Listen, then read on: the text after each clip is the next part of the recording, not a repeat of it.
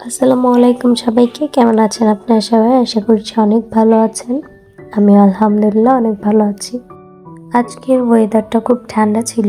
ভিডিওটি অনেকদিন আগের। তো আমি আজকে একটু খিচুড়ি রান্না করব, আর সাথে গরুর মাংস তো আছেই, আর সাথে একটু লুচিও বানাবো। ইতিমধ্যে দেশে কিন্তু অনেক কিছু ঘটে গেছে। বাংলাদেশের এখন যে পরিস্থিতি বা যে অবস্থা, এর মধ্যে কোনো স্বাভাবিক সুস্থ মানুষের ভালো থাকা আমার মনে হয় সম্ভব না। আল্লাহ সবাইকে হেফাজত করুক। এখনো পর্যন্ত মোবাইল, ডাটা, ওয়াইফাই সবকিছুই অফ। কোথাও কোনো খবর পাওয়া যাচ্ছে না।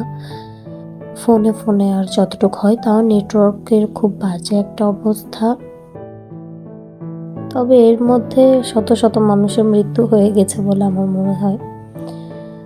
আর তাছাড়া ওয়াইফাই, ইন্টারনেট যেহেতু নেই, কোনো কিছুর খবরও পাওয়া যাচ্ছে না।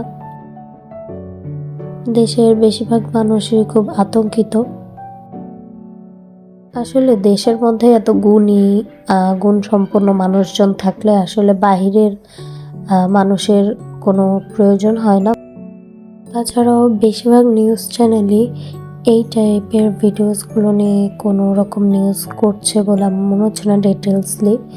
সবাই আসলে উপরপক্ষ, মানে যাদের শক্তি বেশি তাদের পক্ষেই কাজ করছে। অবশ্যই বড় বড় ইউটিউবার্স, বড় যারা স্বেচ্ছাসেবক হিসেবে নিজেকে দাবি করে, যারা বন্যা টন্যা হলে ঝাঁপিয়ে পড়ে, তাদের এই টাইমে কোনো খোঁজ খবর পাওয়া যাচ্ছিল না। কিন্তু এখনো পর্যন্ত যেহেতু নেটওয়ার্ক আসেনি, তো নেটওয়ার্ক না আসা পর্যন্ত আসলে কিছু বলা যাচ্ছে না। যাই হোক, আমি শুনছি আগামী বুধবারে হয়তো বা নেটওয়ার্ক আসবে, মানে 24 তারিখে।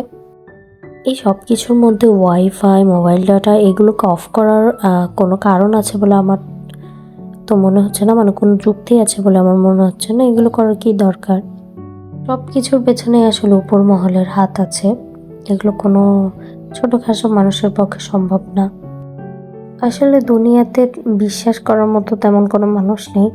যেখানে আপনি যাদের সাথে থাকছেন, আপনার ফ্যামিলি, ফ্রেন্ডস, হাজব্যান্ড, ওয়াইফ, ছেলে, সন্তান, মেয়ে, যে কেউ হোক, মানুষ আসলে পরিবর্তনশীল। মানুষকে আসলে আপনি যতই ভালোবাসেন, মানুষ সেই নিজের আসল রূপটা দেখিয়ে দেয় একটা সময় গিয়ে।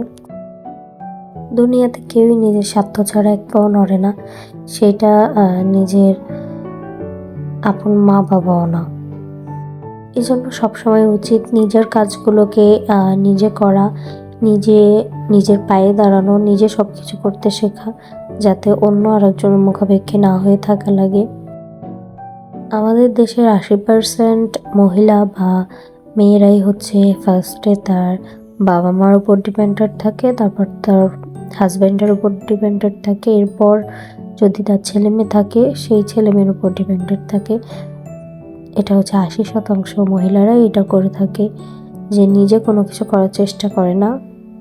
আসলে বাসায় আপনি যতই কাজ করেন, বাসায় আপনি থালা বাসা ধোন, ঘর পরিষ্কার করেন, বিছানা গোছগাছ করে রাখেন, প্রতিটা মানুষের ফরমাইশে 10 বার 10 রকমের রান্না করেন, সেই 10 রকমের খাবার খাওয়ার পর ওই প্লেটগুলোকে আবার ক্লিন করেন, তাদের জামা কাপড়গুলোকে ক্লিন করেন, রুম ক্লিন করেন, তাদের যতই সুযোগ সুবিধা দেন না কেন, এটা কিন্তু নাম হবে না। আপনি একটা জব করেন, আপনি নিজে একটা বিজনেস করেন, সেটা বাসায় বসে হোক, বাইরে গিয়ে হোক, দেখবেন যে আপনার মূল্যটা একদম অন্যরকম থাকবে। পিছনে যে যা বলুক, সামনে এসে কেউ কিছু বলার সাহস পাবে না। যাই হোক, অনেক নেতিবাচক কথা বলে ফেললাম। আসলে এগুলো আমি আমার নিজের জীবন থেকে এক্সপিরিয়েন্স করে বলছি, আর আমি নিজেও এগুলোর সাথে ভুক্তভোগী। এই জন্য আমি আপনাদের সাথে শেয়ার করি। রাত্রেবেলা খাওয়া দাওয়া করছি, তারপর টুকটাক যেসব কাজ ছিল সব কিছু করে নিয়েছি, তারপরে এই আচারগুলোকেও একটু গোছগাছ করে রাখছি।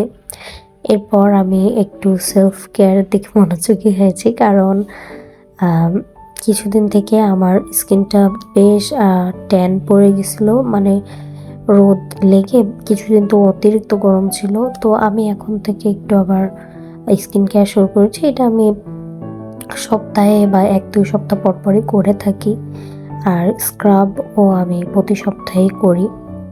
আর হেয়ার প্রোটিনটা একদমই ইউজ করা হচ্ছিল না, এই জন্য একটু রাত্রের বেলায় ইউজ করতেছিলাম।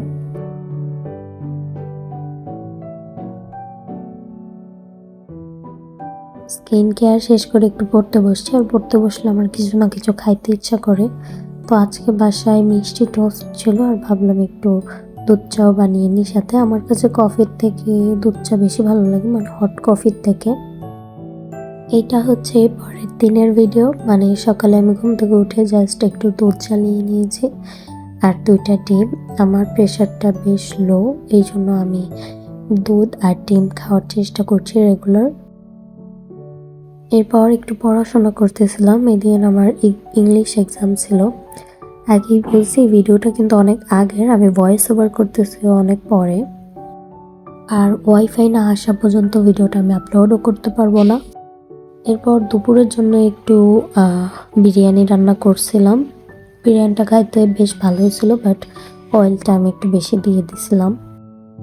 এরপর আলহান আনাফের সাথে ঘুরতে চলে গেছিলাম, মানে ওরা বেবি ড্রিম পার্কে গেছিলো, তো ওদের সাথে ওইখান থেকে একটু ঘোরাঘুরি করে আসলাম। আসলে বাচ্চারা এই টাইমটায়, ওরা যেহেতু আস্তে আস্তে বড় হচ্ছে, কথা বলা শিখতেছে, দৌড়াদৌড়ি করতে পারে, মানে অলমোস্ট ওদের এবার 4 বছর পূর্ণ হয়ে যাবে নভেম্বর মাসের 23 তারিখে। তো ওরা এখন বেশ খেলাধুলা করতে বেশ পছন্দ করে, পড়াশোনা করতেও বেশ পছন্দ করে। আহানাফ বিশেষ করে বেশি পড়াশোনা করতে পছন্দ করে, ও পড়াশোনা করতে খুবই পছন্দ করে। বেবি ড্রিম পার্কের একটা সুবিধাও আছে, এখানে আপনারা প্যারেন্টসরা যারা আছেন ভিতরে বাচ্চাদের রেখে বাইরে আপনারা ওয়েট করতে পারেন, অথবা আপনার বাহিরে গিয়ে আপনাদের যে গ্রোসারি শপিং বা কোনো কাজ থাকলে সেগুলোও করে আসতে পারেন। এখানে দেখার মতো মানুষও আছে, ওরা দেখে শুনে রাখতেও পারে। তবে অতিরিক্ত ছোট আর যারা একটু ভয় পায় অচেনা অপরিচিত মানুষদের, তাদের প্যারেন্টসদের আসলে সাথে সাথে থাকাই ভালো, বাচ্চাদের একা একা না ছেড়ে যাওয়াই ভালো। আর বিশেষ করে 5 থেকে 6 বছরের বাচ্চাদের একা একা না ছেড়ে যাওয়াই আমার মনে হয় বেটার। বেবি ড্রিম পার্কে আলহান আনাফ তো গেছিল, সাথে আরহামও গেছিল, আর আমিও ছিলাম, আম্মুও ছিল, আর রনিও গেছিল। মানে ওরা 3জন খেলা করতেছিল, আলহান আনাফ রনি আর আরহাম, আমি আম্মু, আমরা সবাই বসেছিলাম বা হাঁটাহাঁটি করতেছিলাম। এরপর আমরা KFC-তে আসছি খাইতে। আলহান আনাফ KFC-র খাবারগুলো খাইতে বেশ পছন্দ করে, মানে ফ্রেঞ্চ ফ্রাই আলহান বেশি পছন্দ করে, আর Anaf chicken fry, French fry সবগুলোই বেশ পছন্দ করে। আসলে ওদের 3 ভাইয়ের নামটাই বেশ কাছাকাছি, তো আমার মাঝে মাঝে একটু গুলিয়ে যাচ্ছিল বলার সময়। এরপর বাসায় এসে দেখি একটা চড়ুই পাখি এখানে এসেছে, তো ওর একটা বাসা বানিয়ে দিলাম, আর একটু টুকটাক খাবার দাবার রাত্রিবেলা আরেকবার খেয়েছি। এই তো এতটুকুই ছিল আজকে আমার ছোট্টখাট্ট একটা ভিডিও। আজকে ভিডিওটি যদি ভালো লেগে থাকে তাহলে একটা লাইক, সাবস্ক্রাইব করবেন, অ্যান্ড এভাবে আমার পাশে থাকবেন। আজকের মতো বিদায় নিচ্ছি, আল্লাহ হাফেজ, দেখা হবে অন্য কোনো ভিডিওতে।